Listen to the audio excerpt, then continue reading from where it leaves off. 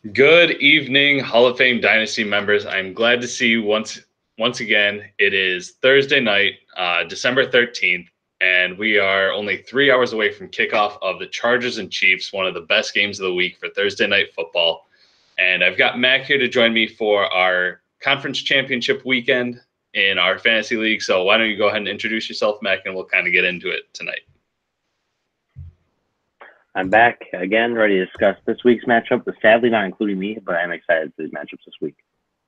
It's going to be fun, even without you in it. I mean, you had another very weird year where you sold off big pieces and you still made it to the playoffs. The fact that, I mean, it's not like you got completely killed by the Falcons last week. Honestly, if the hook and ladder play doesn't work, you're able to get in or be even closer, have a more respectable line. But it was closer than I thought it would be. Unfortunately, you had Devin Funchess get a 0, and that happens. And last week was one of the weirdest weeks, honestly, when it comes to scoring. You had a lot of guys not owned put up huge points. A lot of owned guys completely just crap their pants and do nothing. So it was interesting. And a lot of that, too, comes with the fact that we saw a lot of injuries last week. So why don't we go ahead and get into it now, as I will share my screen here and kind of go through some of the news here with you, Mac. And if you've got anything you want to add in, go right ahead. Perfect. And here is, oh wait, that's right. I'm still getting the hang of this because it's screen share. No, come back, screen share, application window, and then present to everyone, then present on this. There we go. So anyways, like I said, we had numbers 3 seed Dallas pounded the Carolina Panthers 204 to 162. It looks close, but really that game was out of reach for Carolina early and often. The Cowboys will now travel to Denver to take on their rival Broncos and their owner Keith, who has absolutely just demolished him in almost every sport this year, unfortunately.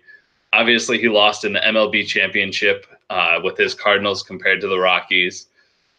But he's looking to finally get a decent advantage on him. Hopefully he can get the win that he needs this year, since it's been a long one for him. We've got Chris and his Falcons, who brought home the win over you, Mac, 195 to 133. Exactly. I mean, and like I said, that score honestly was a lot of fluke stuff with the no-look pass from Mahomes, the Kenyon Drake touchdown at the end of the game. They move on to face me now as the number 1 seed. I will host them here in Chicago. And we actually had some really big news in the NFL, not just fantasy, but Carson Wentz today was diagnosed with a broken vertebrae in his back earlier today. The Eagles even said that they were concerned about him going or halfway through the season and the rest of the season with the way his performance was. He obviously hasn't been the same guy that he was last year, not just with the knee, but the Eagles doctor said they had been doing constant MRIs every other week or every week, whichever it was. They performed them pretty often and did not find this broken vertebrae until today. So it looks like he will be out. Nick Foles obviously replaces him. Big hit to any Eagles. Big Nick. Yeah, Big Dick Nick, who decided to take over for Carson Wentz and win the Super Bowl last year. No way I could have predicted that. Neither. I don't think anyone would have. Obviously, that's a big hit for a lot of the Eagles pieces. Alshon Jeffrey, Nelson Aguilar. Zach Ertz is probably about the only person for the Eagles that I would really have any faith in, just because of the fact that it's been a while since Foles has been in there. We saw him shake off the rust in 1 week last year, but this would obviously be the 1 week that he needs to kind of get that rust off. We have Odell Beckham Jr. getting a second opinion on his quad injury, and I wonder if he's going to play. What do you think, Mac? I don't know. I guess we'll see. I honestly don't know. It'd be a hit to the Giants, but good for you because Saquon were just fucking running up and down the field all day long. I guess we'll see. Like I said, it's good for you if he's out, but I don't think anybody this week owns him. So no, he's not a big impact fantasy-wise, unless for you, like I said. I think he's going to sit.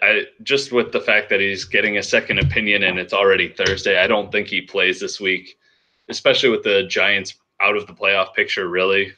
Actually, I don't know. Are they technically out, though? Now that I think about it, I don't think so. I honestly, they might be in the hunt, but I'm not sure if they are. in it. I actually don't know. I think they're technically in the hunt because they are 5-8. Because the NFC is really top heavy, but the rest. Best Steven Smith impersonation. Yeah, they're 5-8 because you've got your Vikings at 6-6-1, the Packers at 5-7-1, who could be knocked out this week. Actually, yeah, the Giants are still in it. So OBJ maybe comes back next week, but another injury. Sammy Watkins is out for Week 15. Obviously, he plays tonight. That's a big hit against Jared and his Cowboys for tonight. Watkins has been up and down this year, but obviously you want every piece of that Kansas City Chiefs offense that you can have. And then you know that Melvin Gordon is a game time decision. We were kind of talking about this off air earlier.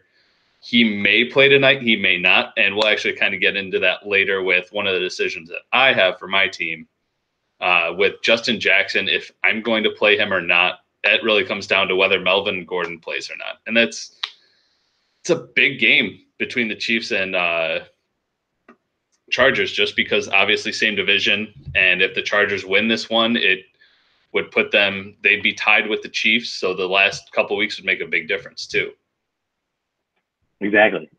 So I bet you trying to him hardest to be in the game tonight, but we'll see. Yeah, especially with it being a knee injury. I don't know how much they really want to risk it. Yeah, you could win this week, but you're in the playoffs anyways. Why risk losing a big piece like Melvin Gordon? True. So why don't we move on to the matchups? Do you have something to say, Mac? No. Sorry. Okay. Obviously, conference championship weekend. We've got the number 3 Dallas Cowboys taking on the number 2 Denver Broncos.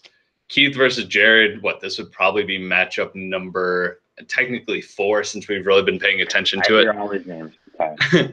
These guys. I feel like they play each other every week. It really does. I mean, obviously with 4 sports, it makes a difference. But MLB championship, both regular season games, the Cowboys lost to them. So really, if he didn't have to play Keith at all this year, he probably could have been right up there with me for the number 1 seed at 10-3 because he would have been 12-1 most likely had he faced anyone else for 2 other games. Oh boy. But we did do a little Q&A just like we do every week before the playoffs. Unfortunately, the Cowboys owner, Jared, could not be reached for comment on this week, but Keith did plenty of talking for him. I started off with, you spent the week resting your team, obviously, who you handed losses in the MLB championship. I asked him how he was feeling about this week, and this is exactly what I say, and quote, Jared, somehow road to glory must always come with my friends face in the ground. This matchup looks no different. Am I worried? Maybe next year, Jared. Maybe next year. He goes, look, I asked him about some of the positions, how he felt about his team versus Jared's. He goes, looking at his flex, I almost shed a tear. Mine is as weak as ever, yet still far better than his.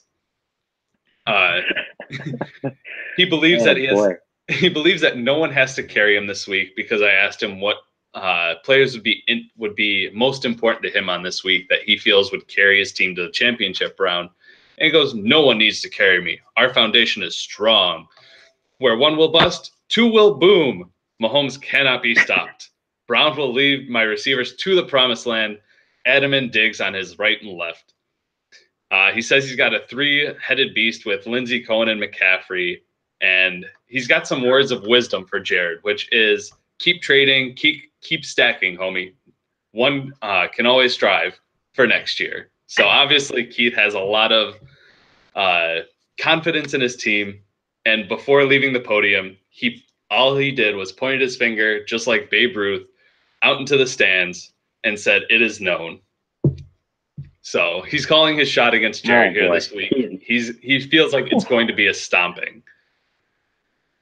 I would take Broncos right now. I don't need to look at the matchups. I would take the Broncos right now. Absolutely. They've got the swagger that they need. Exactly. That pair with that voodoo magic. I don't know why I even did research. I don't know why I even looked at the matchups. I should. If I would have known that beforehand, I would have taken them no matter what. Yeah, it was hard to argue with the way that he was presenting himself. Obviously, plenty of confidence, plenty of mudslinging towards the Cowboys, and we'll see how it plays out. So why don't we get into those matchups that he spoke on himself? Obviously, we've got the Dallas Cowboys are playing Deshaun Watson at quarterback versus Patrick Mahomes. Deshaun Watson takes on the New York Jets at New York, while Mahomes plays tonight against the Chargers in Kansas City. Who are you taking in this matchup here, Mac? I gotta take Mahomes here. That no pass last week. He's got the biggest balls right now. He's killing it. I've got to take Mahomes here. I think it's Watson's got upside, but so Mahomes' upside is far more. He's been killing it. Like I said, I gotta go Mahomes here. Oh, of course. I mean, he's the #1 quarterback on the year. It's hard to argue against him. Even against Baltimore, he looked like a stud. And like you said, biggest balls on the planet right now, no look pass. He's doing everything and anything he wants. It's like a video game for him. He's put up 27.2 fantasy points per game this year. I don't know if he's, off the top of my head, if he's had one under 20 points, but I don't believe so. While Deshaun Watson is sitting at about 19 points per game. He's been inconsistent, yet good. So I still love what Watson is going to do long term. But Mahomes playing with Tyreek Hill, obviously it's a different matchup tonight because of the fact that Spencer Ware is out, Sammy Watkins is out. He's really only left with Chris Conley, Travis Kelce, and a hobbled Tyreek Hill. And it'll be interesting to see how much he does just based on the matchup and the fact that that heel is still bothering him. But of course, I completely agree with you. Yeah, I completely agree with you. Broncos have the advantage here at quarterback. Mahomes is a stud, and especially being his first true year. Obviously, he was a rookie last year, but first year running a system, it's only I want to say it gets better, but where the hell else do you go from here? I don't know. Maybe he just shuts his eyes when he plays quarterback now. if he plays with his eyes closed next year, I think that's the only way. I want to see that. Week 17 just plays with the blindfold on. I got this. I know where to go. He probably could. Oh, boy. Let's get into the running backs. So this is actually a really fun group of running backs we've got here. You've got Nick Chubb, Dalvin Cook, and Joe Mixon, along with taking on Tariq Cohen, Phillip Lindsay, and Christian McCaffrey. Now, before we get into it, we are going to do things a little bit different this week compared to what we've done. Mac knows what we're doing. So we're going to go position by position. We're going to break it down even more. We've got, obviously, RB1s, RB2s, and RB3s for our position. So we're going to go through each one and show which one we like better and kind of discuss each matchup real quick, just so that we can get a little bit more into them with only 2 games playing this week. So, like I said, we've got Nick Chubb. He's taking on the actual Denver Broncos, while Tariq Cohen is taking on Green Bay. Who are you taking in that matchup, Mac? Chubb's been playing good. He's a rookie. This is good for Cleveland, but I gotta go Cohen here. I had his numbers in my head last week. Let me check here. 12 points last week. Week before 34. He's got high ceiling. I think 12 receptions 2 weeks ago. Yes. I thought I was looking at it wrong. 12 receptions last week. I gotta go him here. He's got a good upside. I know Nick Chubb's been playing really well for Cleveland against the Broncos. That's a solid defense there, and I just don't know. I think the safer play here and the better play is Cohen. I'm going to disagree with you on that one. I'm going to take Nick Chubb simply because, at least for me, he's got the higher floor. He gets more carries. Last week he had 13 carries for 66 yards and a touchdown, along with 4 receptions. He's averaged just over 3 receptions each week. And Denver's a good defense, but I think especially in Denver, it's going to help him. With Denver not having that great of an offense, I expect it to be a close game. Chubb should get fed. He's had a few weeks where he had 22, 20, 28 carries. So the floor is definitely there for Chubb, whereas Tariq Cohen is more of an Alvin Kamara type play where he's got the efficiency and he's always going to have it. The worry for me, though, is the last time that the Bears played Green Bay, he was held to 41 total yards. Obviously, it was week 1. You had a brand new offensive system. They weren't running everything that they had. Everyone was still learning it. They didn't play much in preseason, so the chemistry wasn't there.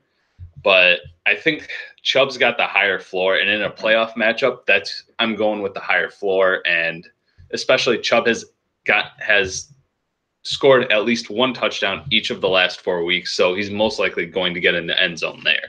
So I've got Chubb, you've got Cohen, right? Yep. All right, and then for RB2s, we've got Dalvin Cook taking on Phillip Lindsay. This was a tough one, I know, for me at least. Obviously, Dalvin Cook with the change at offensive coordinator could make a difference, but I like Dalvin Cook going into this week against Miami. They have not been a great defense against the run, where they are the 25th 25th against running backs. Their running backs average just over 20 points per game. He should see plenty of work. He saw a lot of work last week with 13 carries and 5 receptions. His workload has been increasing recently. And even though Zimmer is a defensive-minded coach, it seems like, okay, obviously DiFilippo needed to leave. We have this star running back. Why are we not using him? Why is he only getting 9 or 10 carries? So I think we see Dalvin Cook with a 15-carry, 5-reception type week. Obviously, 20 touches is nice, and especially against a bad run defense like Miami, give me Dalvin Cook. What about you, Mac? Once again, I think we gotta disagree here. I just don't know if I trust Dalvin Cook this week. And with the new offensive coordinator, like you said, they are not going to switch it up a ton, but they might switch up a little bit. I don't know if they'll let Kirk out a little more. I read this headline this week about he will feel comfortable now talking or pretty suggesting his own little place here. So I think if Kirk does air it out more, I just don't know if I trust the Cook play here. I'm not with it. It's Kirk and Cook sound pretty close. If Kirk airs it out more, I just don't know. That's a possibility. And so then Cook, I don't know if I trust him. Yeah, I get that. And especially with the way that Phillip Lindsay has played this year for an undrafted rookie, it's been exciting. He's been flashy. And especially when we expected the Broncos to run out Royce Freeman and Devontae Booker, nobody even knew who Phillip Lindsay was going into the season. So that's been the best part. It's been cool to watch him this year. It's been really fun to watch Lindsay this year. Mm-hmm. And it was even tougher for this matchup, Cook and Lindsay, because the Browns are allowing 22 points per game compared to the Dolphins 21.9. So they're pretty much even. But I gave you Cohen on this one. I'll take Cook.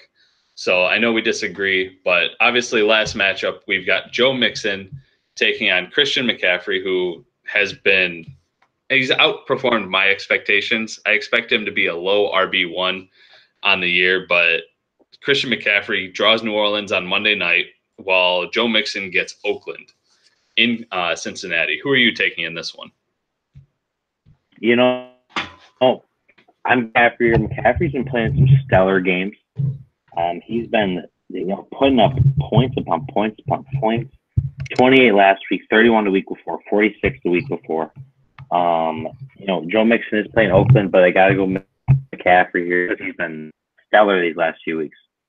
I completely agree. I mean, Mixon is great, but obviously with Andy Dalton and AJ Green out for the year, that hurts. Oakland's not a great defense whatsoever, but Christian McCaffrey, there's not a whole lot more to say about him. He's got all the workload. He's going to get all the carries and catches that he wants, especially with us being a PPR league. That makes a big difference. Pulling it up real quick, his last 5 weeks, starting from November 8th, getting closer to the present, he's had 5 catches, 6, 11, 9, and 6. I mean, that alone is a great floor. On top of that, he's scored 4 touchdowns each of the last, including receiving touchdowns, 3, 5, 6, 8. He's got 8 touchdowns over the last 5 weeks total between rushing and receiving. So, I mean, Christian McCaffrey, the only players I would probably start over him would be Todd Gurley, Alvin Kamara, Saquon. I mean, I don't know if I could think of another running back that I might play over him. He's been killing it. He really, it's like looking at those like what you just said, the stats there. He's been absolutely killing it for Carolina. I pull up this and just look through and I was like, holy shit, this guy's putting up weeks. Yeah, he's doing I expect the same this week, honestly. So he's doing what David Johnson wanted to do, which was that 1,000 and 1,000 type year. And that's, I mean, right now he's at 921 yards receiving, or 701 yards receiving and 926 yards rushing. So he could get that 1,000 and 1,000, and I wouldn't be surprised. So obviously McCaffrey over Mixon. Broncos obviously get the clear advantage because of McCaffrey, but obviously you and I were split on the top two running backs. McCaffrey takes it easily over Mixon, so we give the advantage to Denver this week. And we'll move on to the wideouts. This one was even tougher for me just because it obviously a lot of big names and a couple of them with low ceilings this week and just the way it's played out. So why don't we start with obviously Randall Cobb versus Devontae Adams. That's the way it is on their roster sheets. These are their RB1s in their slots. I don't think there's a whole lot to say, but I'll let you take this one, Mac. You know, I'm glad that they're paired together because it adds, for our sake, an interesting dynamic where they're both Green Bay players. But I just trust any Packer this week. I don't trust it. You know, you can talk about the Chicago, what Devontae Adams said a few weeks ago, because I know that hits closer to home for you, and I don't really know much about it. But I just with the Bears being the Bears and how well their defense has played and how well they've played as a whole. And Green Bay last week, you know, I think Aaron Rodgers and they had something to prove last week after firing Mike McCarthy. This week, you know, I don't know if they'll have that extra energy they'll need to, you know, they played the Falcons last week and that's Falcons, I'd say. And so I don't trust. I'm thinking I'm going to bet this game. I'm going to ride the Bears. I don't trust Green Bay whatsoever. I know I'm a Minnesota fan, so it's always fuck Green Bay, but I don't even if I wasn't a homer, there's no way. I don't trust Green Bay at all this week. But if I had to pick somebody, it's Adams. I had to go to Adams, I'd say. But it was hard for me because I don't trust anybody on that team. Oh, I don't trust anyone either. I mean, it's going to sound very homerish because Bears, the Bears. Obviously, I want them to kill Green Bay. And the other thing that made this hard for me is the fact that obviously Devontae Adams has had a great year, over 1,000 receiving yards already on 92 catches. But Cobb killed us in that first game, and especially with the pass rush being what it is, with Randall Cobb being healthy, Devontae Adams obviously always plays on the outside. Cobb is a slot receiver. I could see him outperforming Adams possibly this week because Kyle Fuller is playing some of his best ball of his career as a cornerback. He's hard to get away from. And even if he sees Amukamara on the outside, he's a great press corner. And the Bears are actually missing their top slot cornerback in Bryce Callahan. He will be out for the rest of the season with a foot injury, a broken foot. So he'll draw Sherrick McManus in the slot. And I wouldn't be surprised if we saw a lot of Cobb this week, just for the simple fact of, I wouldn't call it a check down at least, but the quick routes of slants and drags and things like that for Cobb. He may have a ton of receptions, but doesn't have the same yardage type play. I think even in spite of that, I would go Adams in this matchup because of the fact that he has the higher ceiling, less of a floor because he's playing on the outside, and especially with the Bears pass rush and Cobb not doing a whole lot recently, I think I'll still take Adams in this, but I wouldn't be surprised if Cobb puts up a very statistically similar night in terms of points. So obviously next matchup, two huge names, both wide receiver ones in the fantasy realm. You've got DeAndre Hopkins of the Texans taking on the New York Jets, like we said before with Deshaun Watson, and then Antonio Brown against New England. This works out in the favor of the Cowboys with him having the Watson and Hopkins stack, because obviously if The Texans are going to score. It's going to be with Hopkins most likely. They don't have a huge tight end. They don't have a great second receiving option. I think Demaryius Thomas is okay. And Lamar Miller is going to have a tough day running against a pretty difficult Jets front. It took me a while to decide who I was going to take in this one, but especially after talking with you before we started our broadcast, the Patriots love to take away that top receiving option, and Antonio Brown is obviously the top guy there. New England does not have to worry about Le'Veon Bell. There's no James Conner. You're going to have Jalen Samuels, but obviously he's not the world star athlete that Le'Veon Bell is. So Jalen Samuels, I don't think they're afraid of. I expect them to double and triple team Antonio Brown, which may not matter a whole ton because he still gets open regardless. And I'm going to go Hopkins just with the easier matchup here. What about you, Mac? I agree entirely. I on my notes here, I'm going classic pen and paper. I got this because he's the Jets, and like you said, the Pats are gonna be all over Brown. Like he still finds ways to get open, but I gotta go Hopkins here. And Big Ben last week, I think Big Ben getting hurt last week, he gets imaginary injuries constantly. If he gets an imaginary injury this week, the possibility. Yeah, I'm going Hopkins. Easier matchup for sure. And the other thing I will say before we move on from this one was I looked at the last few times like with Antonio Brown against New England. 2015, he put up 28 points. 2016, he was at about 16. And then the last time they faced off was in 2017. It was late in the season, week 15. He only put up 4 points, 4.4, killed a lot of fantasy owners in their playoffs. So I expect Bill Belichick to be able to scheme for Antonio Brown, especially without Le'Veon Bell. So we're going to take Hopkins. I think we both agree on that one. As good as Antonio Brown is, Hopkins has the advantage with the matchup this week. So another big name. Yeah, I agree entirely. I didn't know Brown put up 4 points. Sorry, Brown putting up 4 points up here is actually insane. Oh yeah, I just looked it up while you were talking because I was really curious about it. Boy. Obviously, we've got another big name, or a couple of them, in Julio Jones taking on Stephon Diggs in this matchup. Julio Jones draws the Arizona Cardinals while Stephon Diggs draws Miami. Now, even though Miami and Arizona have not been great this year, they have been really, really good against receivers on the year. Both are very tough matchups. I'm pulling it up here. You have the Arizona Cardinals sitting at only 20.9 points per game to the fantasy or wideout fantasy position. That makes them the 8th hardest matchup on the season, while the Miami Dolphins sit, let's see, where are they? They sit a couple of spots lower. They allow 23.8 points per game this year. So obviously not a whole lot of difference, but two very tough matchups. Who are you taking in this week? I gotta go Julio Jones. Against the Cards, I gotta go Julio Jones. Hopefully maybe Matt Ryan puts up a better week this week. He was not good last week until the fourth quarter where he decided to be a hero.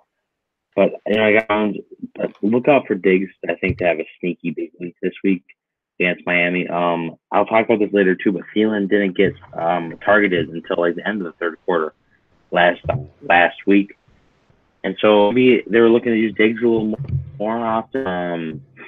And so he might have a sneaky big week, but I still gotta go Julio Jones here because he's Julio Jones. Absolutely. I mean, Julio's putting up 20 points per game. Obviously, Diggs has had those times where he's been a bust, where he only puts up 50 yards.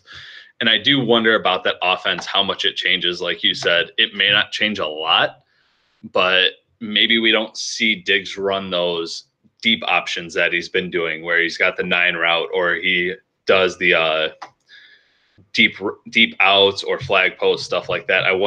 Julio's obviously going to be Julio, much higher floor, maybe not as high of a ceiling because of the fact that they are facing Arizona, but I trust Julio. So give me Julio as well in this one. And this one actually surprisingly caused me more, I guess, distress than it probably should have, considering what we know John Ross hasn't done a whole lot. Kenny Golladay has this year, but he's also faded a lot this year with obviously him being the only option in Detroit at this point. Marvin Jones is out for the year. Eric Ebron obviously hasn't been there all year. He's been in Indy. Kerryon Johnson's been out for the rest. He will be out for the rest of the year. So you have LeGarrette Blount and Kenny Galladay really being the only guys available for the Lions to work with on offense. And the problem with that is it makes defenses easier to key in on Kenny Galladay. And Kenny Galladay draws the Buffalo Bills at Buffalo while John Ross gets Oakland in Cincinnati. Who are you taking?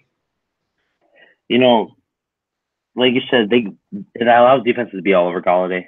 In Buffalo, I think the Bills Mafia is going to pound down Galladay. I don't think I don't know. This is a tough one for me, too. I don't know. Like you said, Galladay's been fading out, and John Ross with the Oakland matchup, I don't know. I just took John. This one was a toss-up for me. I don't really know. I went John Ross at Oakland, though, just because he's at Oakland. That defense is shit. So I had to go John Ross here. Like, it was a toss-up. I didn't know what to do here, honestly. But so I just said John Ross because of the Oakland matchup. I almost went that. I wanted to. I feel Galladay prevents a little bit higher of a floor. But surprisingly, how many over the last 5 weeks, how many touchdowns do you think John Ross has? I want to see if you can guess this one. If I can guess how many touchdowns John Ross has over the last 5 weeks. Yes. With Cincinnati. I'd say one. He's got four. I would guess one. He's got 4, and Holy he did shit. Yeah, he did it on 11 catches. What? 11 catches, 4 touchdowns, but yet he did not top 40 yards in any of those games. Yeah, he averaged yards per reception. He averaged his last, 5 weeks ago, 19, 13, 10, 6, 5. This is, I would have never guessed that in my life. I was like, maybe he's going to try to trick me and say 0, but 4. No. And it's weird because he's not some Kelvin Benjamin type of, 6'6", toss it up, let him get the red zone touches.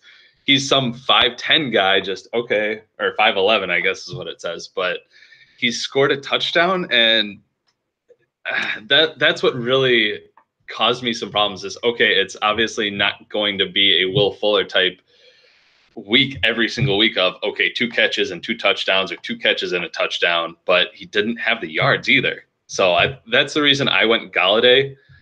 And one last question before we move on from wide receivers. If you had to guess, since you mentioned the Bills with that being the matchup for Galladay, what do you think in terms of best pass defense, where do you think they rank? In the terms Bills? Of pass against wide receivers. I feel like I've been on a big Josh Allen train recently. My friendship's over with Adam Thielen. Josh Allen's my best friend. And so I want to be I weirdly good, at least top, I don't know, what am I going to say? 3/4. I would say top 1/4, top 25% of the league, I would say. They are second best against your wide receivers. Please. They allow 17.7 points to receivers, and Tre'Davious White obviously will cover Galladay. Only team better than them is the Ravens at 16.5. So, actually, wait, I guess I did go John Ross. Okay, I must switch that now that I pull it up. I did go Ross because Tre'Davious White obviously covering Galladay, so I forgot I did switch that at the end. But John Ross, so wide receiver comparison, obviously, Dallas has the advantage in our minds. Only way that they have a better receiver is most likely in Devontae Adams. And even then, after us discussing it, I kind of feel like Cobb might have the better week. Yeah, I was, you're telling me a little bit about that beforehand, and I would agree. But like I said, I trust no Packers. Mm-hmm. So let's move on to tight ends. And this is a really weird matchup because at the beginning of the season, you would have thought this would have been easy as hell. Obviously, it's Dallas Goedert, the second tight end of the Eagles, taking on Evan Ingram of the Giants.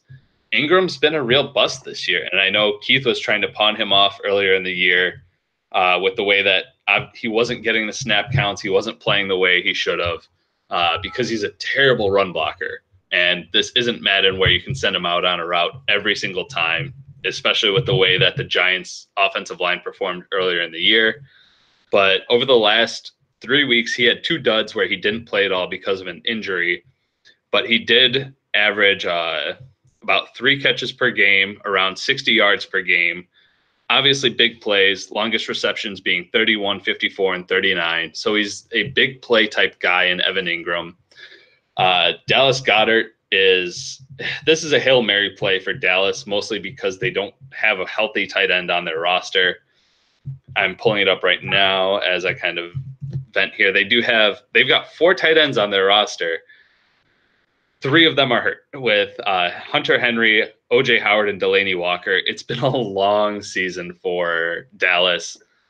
Same with Denver, but tight end obviously hasn't been one of their biggest issues since they had Ingram and they had the running backs to carry them throughout the season. I think I'm going Ingram in this matchup, even though Tennessee has been stellar against tight ends. They are the best against tight ends, only 3.6 points against tight ends. I think I'm going Evan Ingram just because he should see more work than Dallas Goedert, but with Nick Foles, who knows? What about you? You know, I had some. Oh yeah, no, I feel Dallas here. Jack Doyle for me was dead all year long. I had tight end issues throughout the year, and so I feel with him. You know, Ingram here too. The Titans kill tight ends, but and Goddard's got Ertz above him. You know, I gotta go Ingram here, even though he hasn't, like you said, he's been kind of a bust. It's a Hail Mary play like Dallas. Yeah, I think I go Ingram as well. And that's really all you can do. I mean, I'm surprised he kind of has Brait on his bench at this point, just because of the fact that Brait's obviously number 1, but they are taking on Baltimore, who also shuts down tight ends. So he does not have a great play for tight end. There's not anything really on the waiver wire either. So I'm going with Evan Ingram, and you agree, right? Yep, for sure. All right. Yeah, I wouldn't be surprised if Goddard got some work this week, though, because of the fact that you have Foles out there, and Goddard's flashed at times and shown maybe they can have a 1-2 tight end punch, kind of like New England did a few years ago with Aaron Hernandez and Gronk. That would actually be really fun to see for Philly. But obviously they don't want to try it this week. I mean, you've got Nick Foles jumping in there. So let's jump onto the flex spots. We'll start out with the first flex spot, which is Chris Carson of the Seahawks taking on LeGarrette Blount of the Detroit Lions. I keep on I don't know why, but every once in a while I want to say Detroit Tigers. I guess I'm just ready for baseball. But Chris Carson takes on the 49ers with the Seattle Seahawks, and Blount draws Buffalo. Who are you taking, Mac? This is a tough one for me. You know, it's tough for me as well, but Blount has been extremely inconsistent. And Carson's been consistent, and that's really, I feel like, the difference between them. The matchup San Francisco Buffalo, I don't really think about that much, just because Carson's so consistent these last few weeks. Yeah, let's look at these points here. We got 12, 14, 13, 15. It's for a flex spot. That's all you really need. That's what the Cowboys are definitely hoping for. And so because I had to go Carson.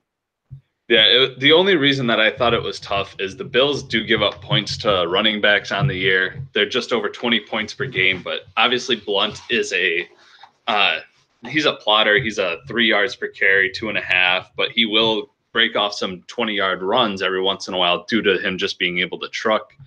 But like you said, obviously Carson has the higher floor, but pretty good ceiling against the 49ers, even though they're middle of the pack when it comes to playing against running backs. Not easy, not hard, but Carson is going to play very well for the Seahawks. He just has to stay healthy, and that was my other concern, but I'll agree. Give me Chris Carson. Now, you've got Derrick Henry earning the start again after putting up, I believe, 47 points that weren't needed for Dallas last week. And he's really lucky because I could only imagine the frustration had he benched him and lost. But you've got Derrick Henry of the Tennessee Titans taking on the Giants versus Tyler Boyd taking on Oakland.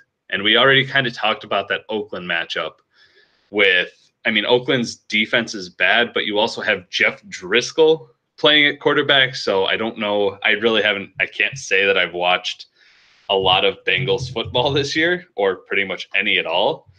No, you haven't watched a lot of Bengals football? Crazy. No, God, no. But I'm kind of pulling up the Bengals last game. Driscoll went 18 for 27 for 170 and a touchdown. Obviously, the touchdown went to John Ross, like we discussed earlier. Boyd went 3 for 52, but it looks like Driscoll spreads the ball out. So I kind of worry with Tyler Boyd, especially he should draw the top cornerback matchup, whoever it is for Oakland. Derrick Henry's one of those guys that he hasn't done a whole lot all year. Really, he's put up touchdowns, and that's maybe about it. Even with 4 last week, he had 5 on the year. So he's been inconsistent, but he's going to find the end zone once in a while. I think I'm going to go Henry in this matchup, especially after last week. I feel like that's a guy you could chase the points with against a Giants team that is not stellar against the run. I'm pulling it up here if I can get it to go faster. They are allowing 21 points to running back, so I wouldn't be surprised if he had another big game. Obviously not 40-something points, but I like the floor of Henry more than I do Boyd. Yep, I agree. Henry, it's all talk. I have Spanish class the other day, and that's all we talked about for probably 30 minutes, was how one of them had Henry on his bench, and now he's so mad. But why would you start Henry when you have, I forget who else you have, but there's no reason for him to start Henry. But my question is, does he, and I think I don't know why they wouldn't play the hot hand. I don't obviously expect a 40-point game from him. No. But, I bet you the Cowboys would be super pleased if he put up 20 points this week. Yeah, even 15, 16. I think it's like I said, I don't know why they wouldn't play the hot hand, so I got to go Henry. And pulling up his game log before this, I mean, he hasn't topped 100 yards at all this year besides that game against Jacksonville. Every other game was around 40, 46, 58. But like I said, he had a bunch of games where, 2 touchdowns, had 3 weeks in a row where he scored at least 1. He's gotten a little bit of passing work, but I like the floor, especially I wouldn't be surprised if the Giants were down early against the Titans and they just give the ball to Henry, let him kind of run it out. And especially with the Giants giving up running back points, I would probably take Derrick Henry. Damn it, I apparently didn't switch it. So I originally had Boyd. I guess, yeah, I would still give that one to Derrick Henry, though. And then last, we've got Jalen Samuels versus Golden Tate. Jalen Samuels of the Pittsburgh Steelers draws New England, while Golden Tate will draw the Rams. Who are you taking, Mac? Looking at Tate's stats the past few weeks, he's been so incredibly inconsistent. And he's drawn the Rams, like you said. That's a tough D. That's a good team. I don't know if I trust Tate at all. And just I am going. I gotta go Samuels here. Let's look at how much he put last week. I think around he put 16 points last week. That was against Oakland. I don't know if I expect the same week out of him, but I'm taking him over Tate because I just don't trust Tate whatsoever. I don't either, and especially with Nick Foles. Obviously, Wentz was kind of developing a rapport with Tate, and over the last week, it's with the change at quarterback, with everything that's gone on, it's been a weird year for Tate. And Jalen Samuels, like I said before when we were talking about Antonio Brown, yes, he doesn't have the same talent as Le'Veon Bell or James Conner, or at least he hasn't shown it yet. But I like Samuels. He'll get the work. They usually go to their running backs. And in a game where they might have to play catch up against the Patriots, I don't really know how that game script's going to go yet. But Jalen Samuels is a good pass catcher. He should see some of that work. So I'm going to go with Jalen Samuels, especially with the workload. I mean, there's no way you can guarantee 9 receptions or 8 receptions for Tate, whereas that Samuels is going to probably cross that double-digit carry mark, which is always a good floor. So Dallas gets the advantage here, and so that gives the advantages in quarterback, running back, and tight end to the Broncos, with Dallas getting the flex and getting the wide receiver advantage. Now, we both went with Broncos to win the game, but I wouldn't be surprised if this is a lot closer than predictions have it. Currently, the Cowboys are about 35-point underdogs. I don't think this matchup gets even that far out of the way. Maybe at some point just because of the fact of the timing of the games, especially with 2 games on Saturday this week. But that Monday night with Christian McCaffrey taking on New Orleans for the Broncos is huge, because that I would not be surprised if the Denver Broncos were trailing and needed McCaffrey to step it up and actually earn a comeback win. What about you, Mac? No, I totally agree. This game I think will be very fun to watch. And it'd be very close. I have taken the Broncos though. I expect if nobody on the Broncos, if they don't have a few guys shit the bed this week, they're fine. But the Cowboys, I'm expecting big games out of, Hopkins, Jones, and Henry, puts up 20 points this week. Samuels puts up some more points. Mm-hmm. I think this is really close. It's much. But I gotta go Broncos here. Yeah, I really wanted to go with my heart and say Dallas, just for the simple fact that it would kind of make it more fun to see Jared actually topple him for once. But I don't think it's going to happen. I wouldn't be 100% surprised though. Like I said, Dallas will be in this game most of this week, and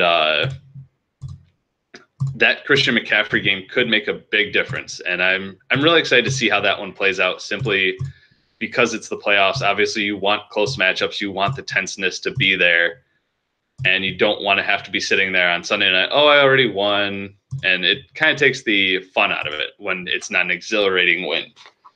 So next we'll move on to Chris as the number 4 seed, sitting at 7-6, taking on my number 1 Bears at 12-1. And that was the other part, is I kind of want my revenge against Keith. I want to be able to try and take him down at least for that chance, because he was the only team to hand me a loss this year.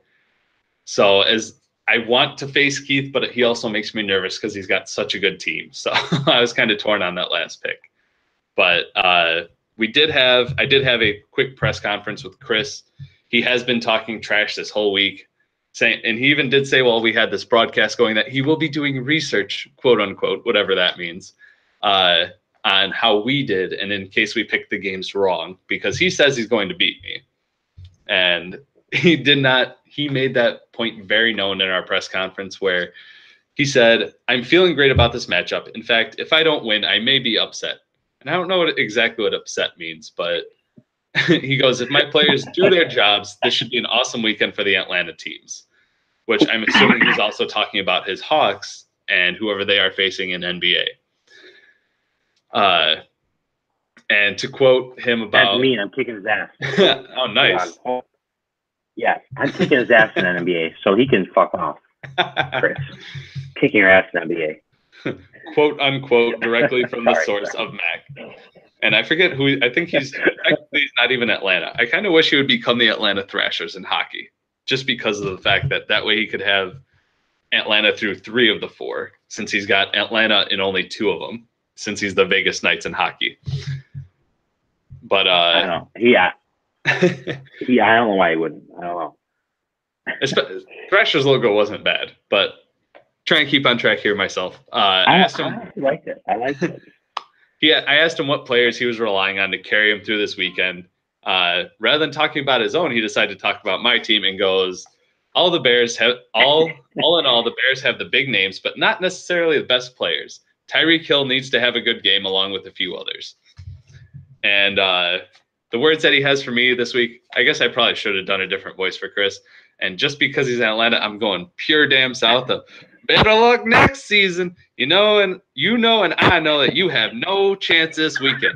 Hopefully your players shit the stat line and give me a blowout victory.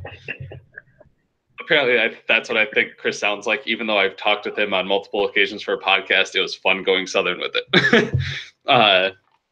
So he thinks he's going to get a stomp out win.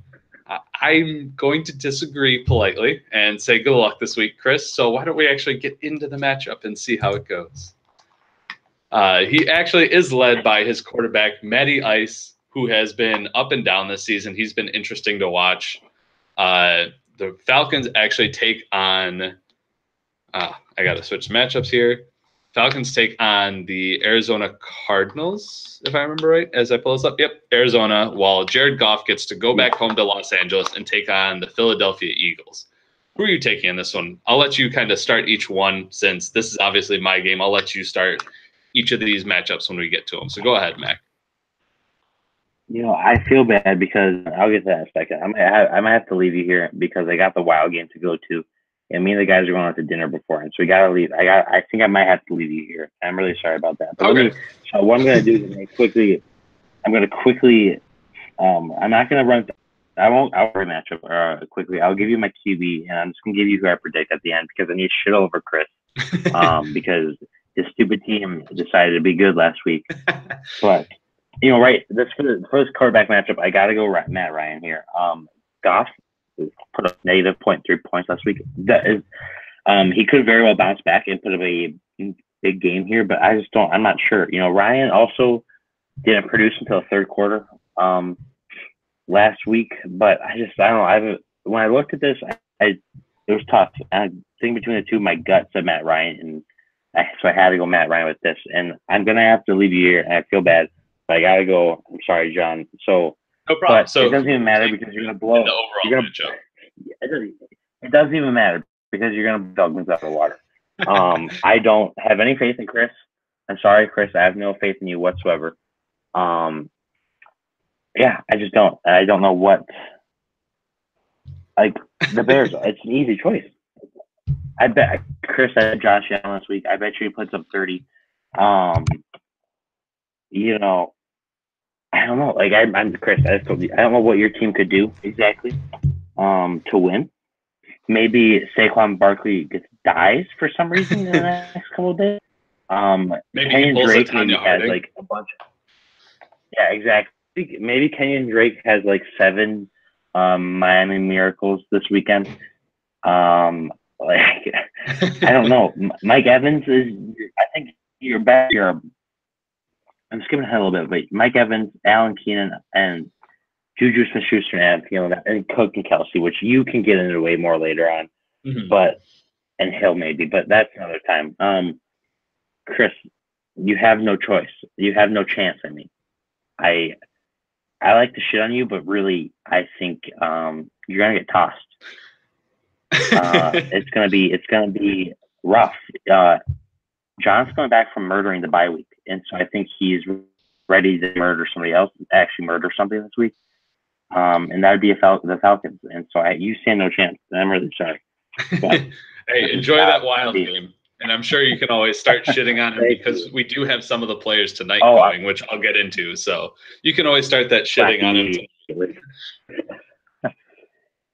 But enjoy your time, Mac. Thank you. Goodbye.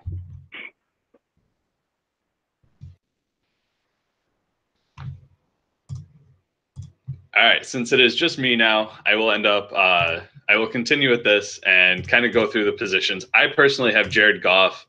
Matt Ryan, like I said, is taking on the number 3 defense against quarterbacks in Arizona. They've actually been really good, even though that team has sucked.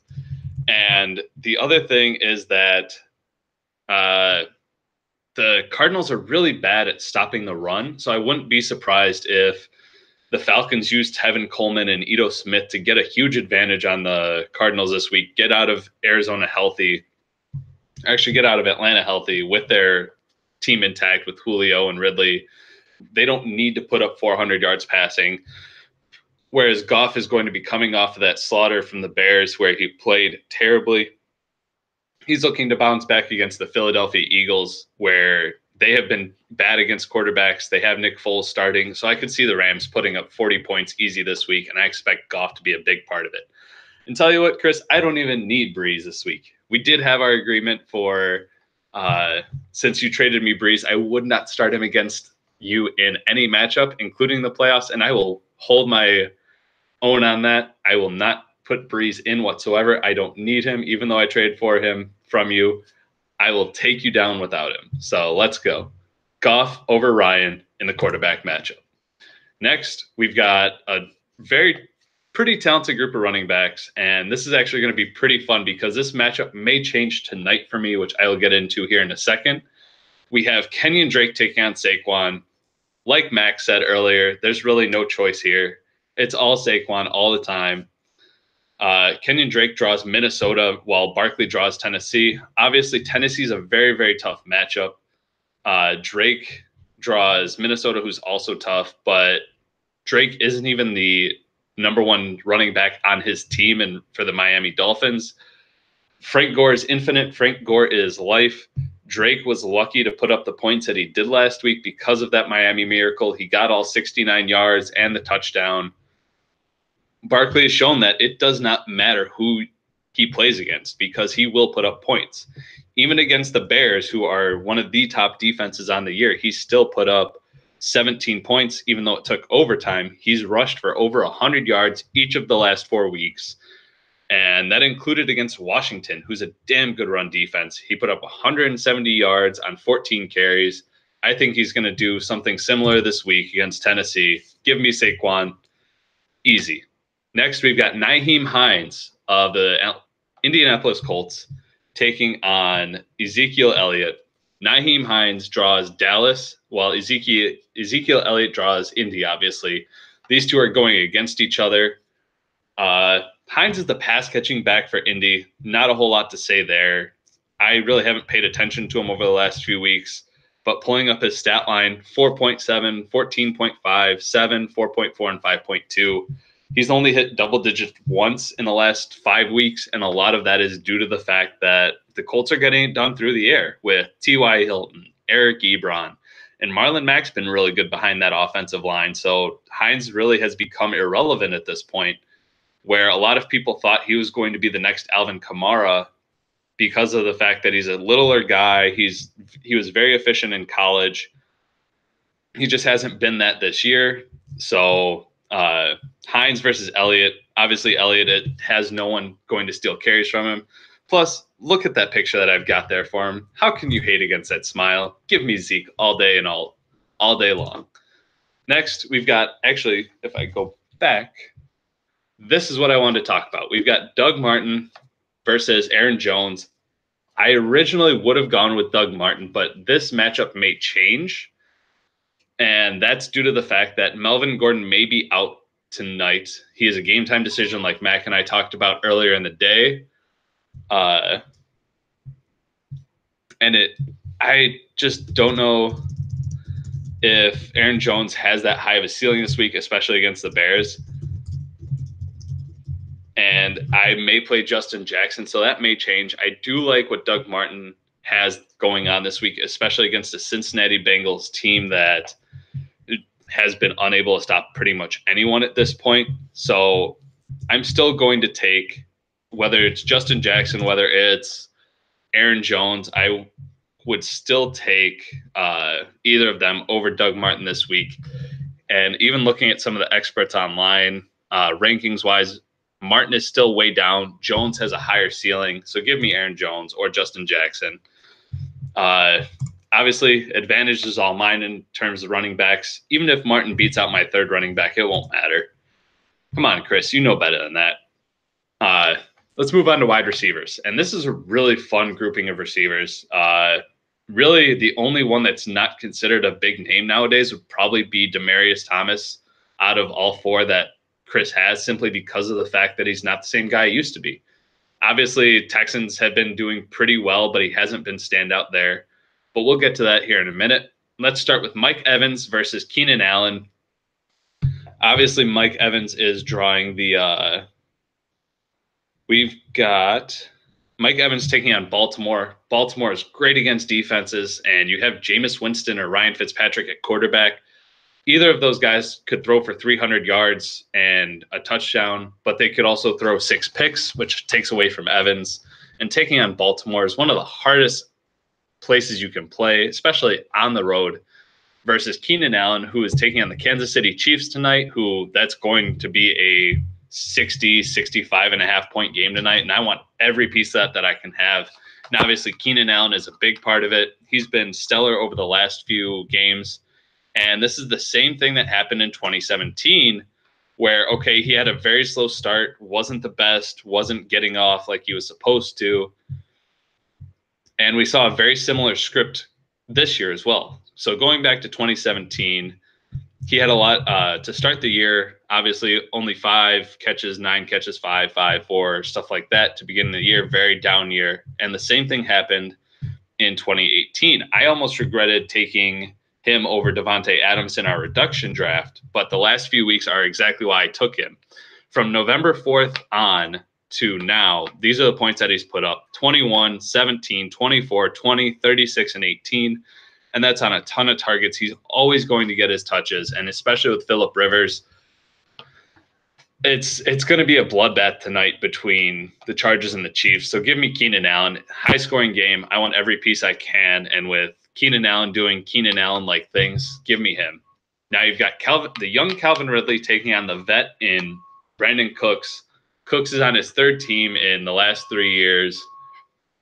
Obviously, being the Saints, being with the Patriots, and now on the Rams, he's been really, really great this year. He's had a few duds, and so is Calvin Ridley. These two are very boomer bust type guys. Even though Calvin Ridley is a rookie, you can't expect him to put up points every single week, but he's been much more down than he has up recently. He had, in the last 5 weeks, he only had 1 double-digit scoring game, and that was against New Orleans, where it was a shootout.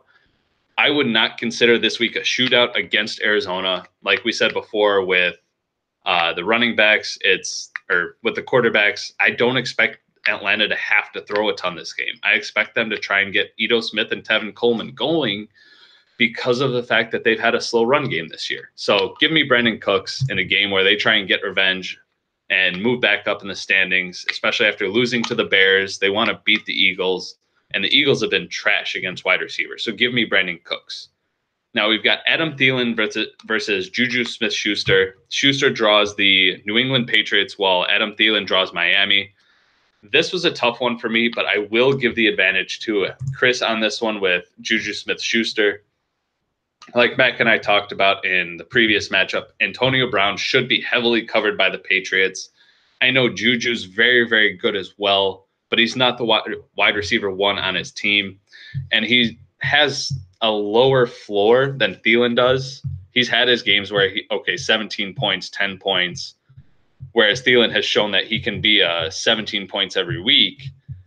And it was really close, but because of the way that the Vikings offense has played, it hasn't been great. I expect them to work in Dalvin Cook. Give me Juju against the Patriots defense that'll be worrying more about Antonio Brown than they will Juju. They're going to be trying to stir up that backfield with Roethlisberger probably dropping back 50-plus times. So give me Juju. Then Demaryius Thomas versus Michael Thomas. It's the battle of the Thomases, but there's no real battle here. It's going to be a slaughter fest. Michael Thomas all the way over Demaryius, with Michael Thomas getting Carolina versus Demaryius Thomas getting the Jets. Thomas hasn't been great. Well, Demaryius Thomas hasn't been great, I should say, because considering they're both Thomases, he's only had 1 double-digit scoring week in the last 5. He even had a 0 against Washington where he had no targets, no catches. So Michael Thomas, obviously, biggest piece of that New Orleans offense, especially being in the at Carolina. It's going to be a tough game, but Michael Thomas has been one of the most consistent receivers this year. 102 catches for 1,218 yards and 8 touchdowns. I wouldn't be surprised if he went for 100, close to 100 yards and 2 touchdowns this week with the way Carolina has played wide receivers. They've not been great, and they haven't been great the last few years. They allowed 26 points per game to wide receivers. So obviously Michael Thomas, give me him over Demaryius Thomas, and advantage Bears. Now this one, as weird as it is to say that it took me a lot of time to work on it, I'm giving the advantage here to the Falcons, and I'll tell you why. Jared Cook, only piece of that Raiders offense that I would want to own. And here's something that may be a surprise. I know Mac was surprised when I told it to him, and my biggest concern with Travis Kelce this week, not that it's Thursday Night Football, but the fact that the LA Chargers and San Diego Chargers, when they were still San Diego, have actually done a pretty good job of bottling up Travis Kelce over his career over the last 3 years. He's had some troubles being able to find the end zone and also have those big games. Each of the last 3 years, there have been games where he's been held to one catch, and it was for 7 yards, for 10 yards. He's pretty boomer bust against the Chargers. Even earlier this year, I believe he only had 1.6 points, which was the one catch for 6 yards, and obviously didn't develop a rapport with Pat Mahomes at that point.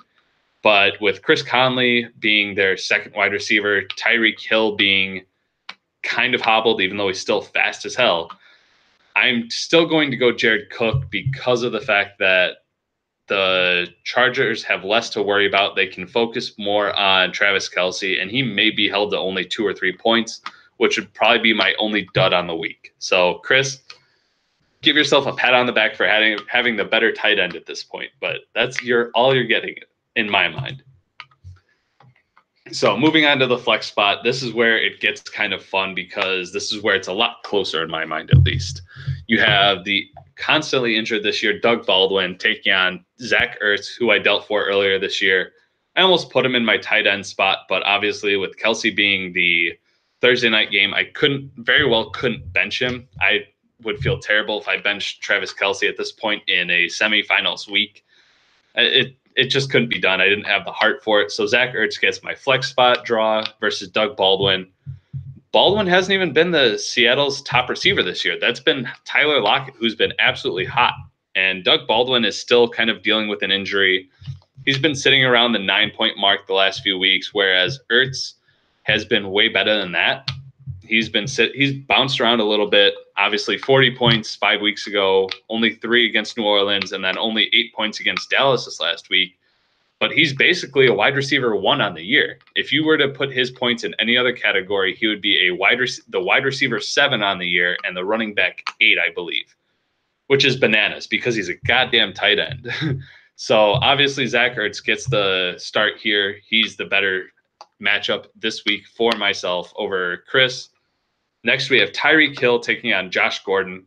And I will say I'm a little disappointed in Josh Gordon because he hasn't been that same boom guy that I thought he would be when I traded for him back in week 2. But he has been actually really consistent. Not boom, but no bust either. He's had, so last 5 weeks, 24, 12, 12, 14, 14.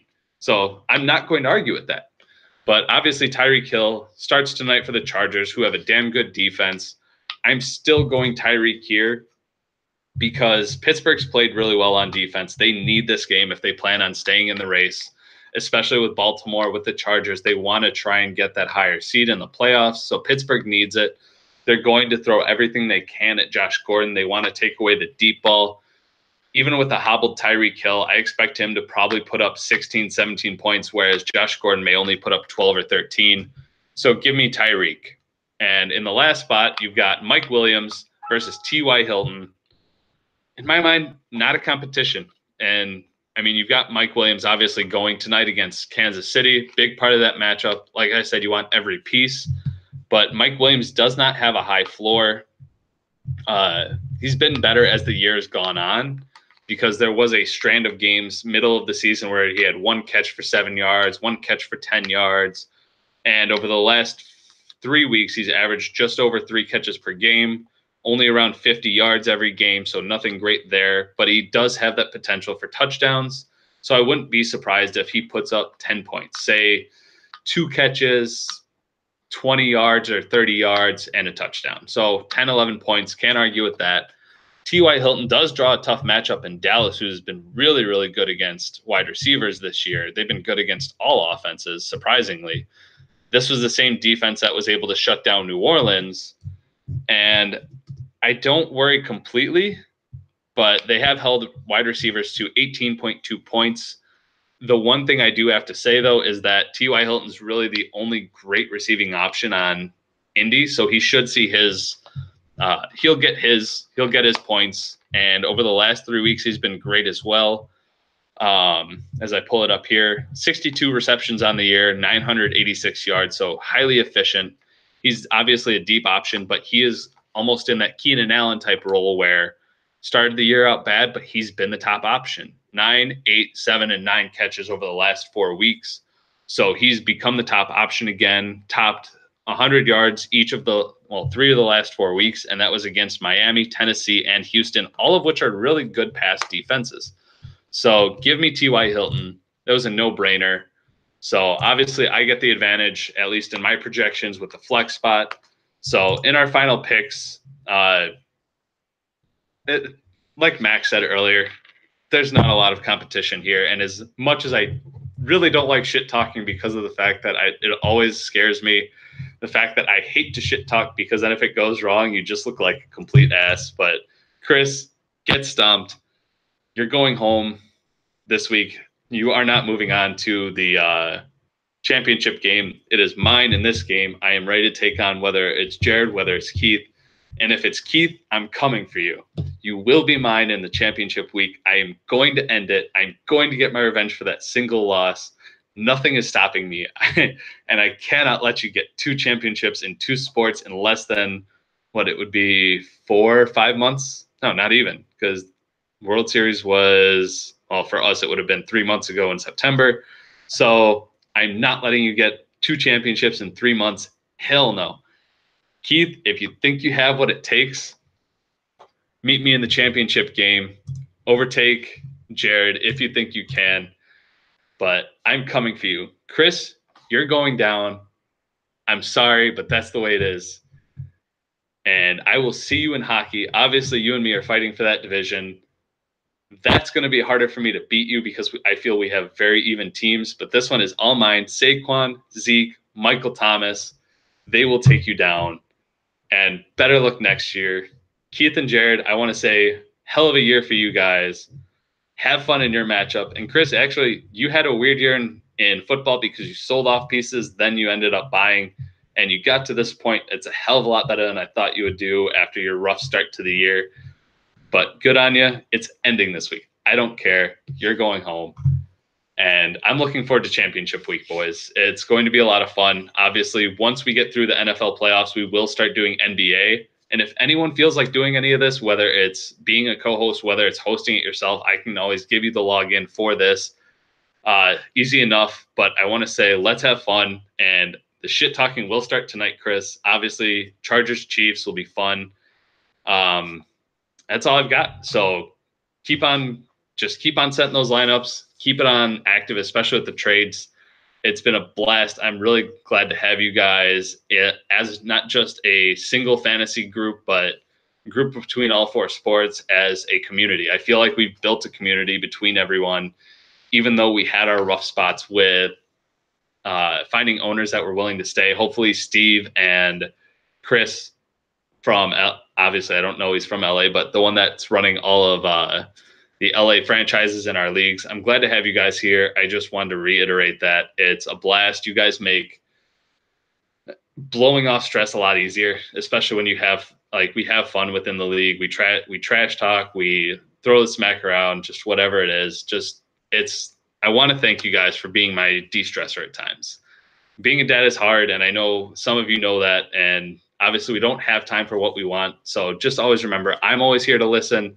If you guys need help with anything, I'm never afraid to ask you guys just for some de-stressing, whatever it is. You guys make me happy. You guys make everything worth it. So thank you for being a great fantasy group, great league, everything. It's been a blast, and I hope you guys enjoy once you watch. And if you guys have any ideas for championship week, I'd love to hear them. Obviously, I want to make it special just because we didn't have that in MLB, and we're developing a rapport between everyone. So let me know what you guys think, and have a wonderful night, guys.